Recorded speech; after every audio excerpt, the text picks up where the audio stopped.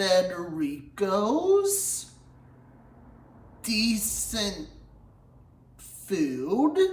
The only thing I will give a free pass, cheese crisp was good. It's very expensive. You're welcome to try it. It's not for everyone.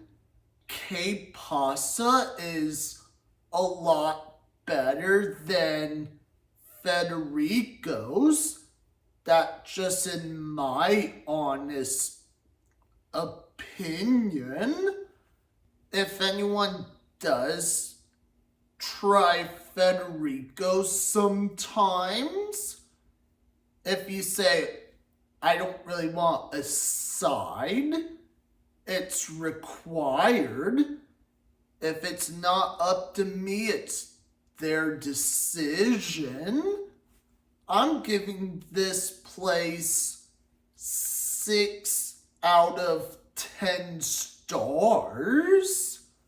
What did you think of Federico's fast food place in Goodyear?